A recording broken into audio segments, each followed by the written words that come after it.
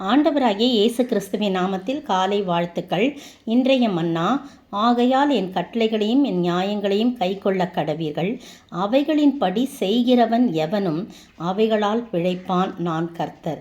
லேவியராகம் 18:5. ஏற்கனவே சொல்லியிருந்தேன், நம்ம ஒவ்வொரு நாளும் பிழைக்கிறது எப்படி அப்படின்னு சொல்லும்போது, நேற்றைய தினத்திலே மனுஷன் கர்த்தருடைய வசனத்தினாலே வார்த்தையினாலே பிழைப்பான் என்று சொல்லி நம்ம படித்தோம் இல்லையா. அப்பத்தினால் மாத்திரமல்ல, கர்த்தருடைய வாயிலிருந்து புறப்படும் ஒவ்வொரு வார்த்தையினாலும் பிழைப்பான் என்று சொல்லி நேற்றைய தினத்தில் பார்த்தோம். இன்றைய தினத்தில் பாருங்கள், லேவியராகமத்தில் மோசே சொல்கிறாரு, ஆண்டவருடைய கட்டளைகளையும் நியாயங்களையும் கை கொள்ள கடவீர்கள். அப்படி செய்கிறவன் எவனும் அதை செய்யணும். அப்படி கை கொண்டு அதன்படி செய்கிறவன் எவனோ அவன் பிழைப்பான், அவைகளாலே பிழைப்பான் என்று நான் கர்த்தர் என்று சொல்கிறத பார்க்குறோம். இதை பார்க்கும்போது 2 ராஜாக்களின் புத்தகம் 18ஆம் அதிகாரத்தில் பார்த்தீங்கன்னா, எசேக்கியா ராஜா அப்படியாய் கர்த்தருடைய கட்டளைகளையும் நியமங்களையும் கை கொண்டு நடந்தான் என்று பார்க்குறோம். 6ஆம் வசனம் பாருங்கள், அவன் கர்த்தரை விட்டு பின்வாங்காமல் அவரை சார்ந்திருந்து கர்த்தர் மோசேக்கு கற்பித்த அவருடைய கற்பனைகளை கை கொண்டு நடந்தான். அதனால் அவன் போகிற இடமெல்லாம் அவனுக்கு அனுகூலமாக இருந்தது என்று சொல்லி நம்ம பார்க்குறோம். அதனால தான் 20ஆம் அதிகாரத்தில் அவர் மரணத்துக்கு ஏதுவான வியாதிப்பட்டிருந்த போதிலும் ஏசாயா தீர்க்கன் மூலமாக வீட்டு காரியத்தை ஒழுங்குபடுத்துங்க, நீங்கள் பிழைக்க மாட்டீங்க, மரித்து போயிடுவீங்கன்னு சொன்ன உடனே எசேக்கியா ராஜா தன் முகத்தை சுவர்புறமாக திருப்பி கொண்டு 2 ராஜாக்கள் 20ஆம் அதிகாரத்தில் பாருங்கள், கர்த்தாவே, நான் உமக்கு முன்பாக உண்மையும் மன உத்தமாய் நடந்து உமது பார்வைக்கு நலமானதை செய்தேன் என்பதை நினைத்தரும் என்று விண்ணப்பம் பண்ணினான். எசேக்கியா மிகவும் அழுகுறான்.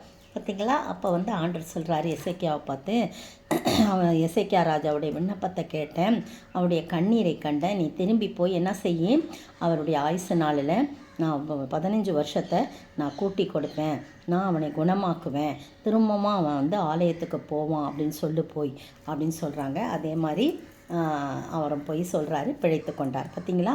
அப்போது கர்த்தருடைய வார்த்தைகளை கற்பனைகளின்படி கை கொண்டு அதன்படி செய்கிறவன் தான் பிழைப்பான்.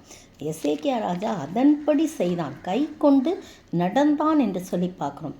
அவன் அவனுக்கு முன்னாலேயும் அப்படிப்பட்ட ராஜாக்கள் இல்லையா, பின்னாடியும் இல்லைன்னு சொல்லிட்டு அப்படி சொல்கிறாங்க பாருங்கள். 5ஆம் வசனம், அவன் இஸ்ரவேலின் தேவனாகிய கர்த்தரின் மேல் வைத்த நம்பிக்கையிலே அவனுக்கு பின்னும் அவனுக்கு முன்னும் இருந்த யூதாவின் ராஜாக்கள்லாம் அவனை போல ஒருவனும் இருந்ததில்லைன்னு சொல்லலாம்.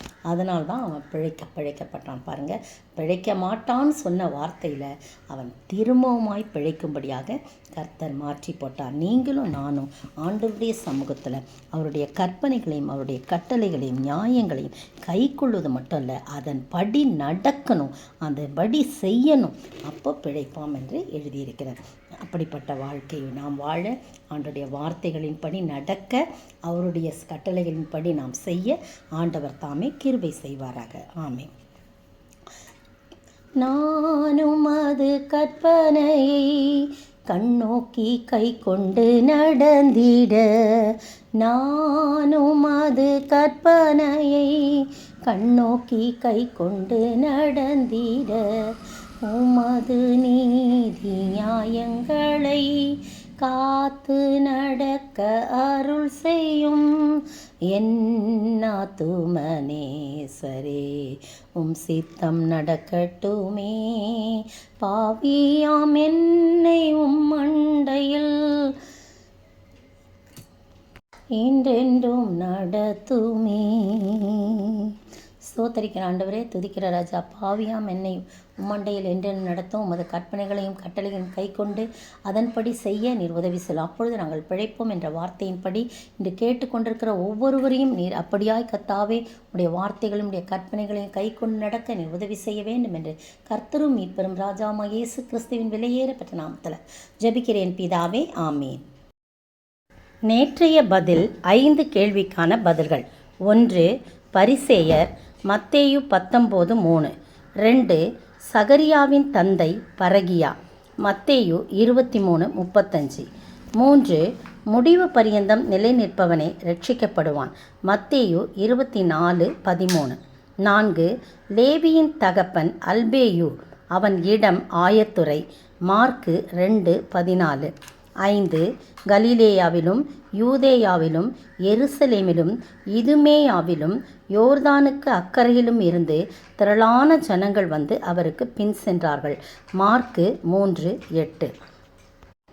இன்றைய கேள்வி: யார் அவருக்கு சகோதரனும் சகோதரியும் தாயுமாய் இருக்கிறான் என்றார்? யார் அவருக்கு சகோதரனும் சகோதரியும் தாயுமாய் இருக்கிறார்கள் என்றார்?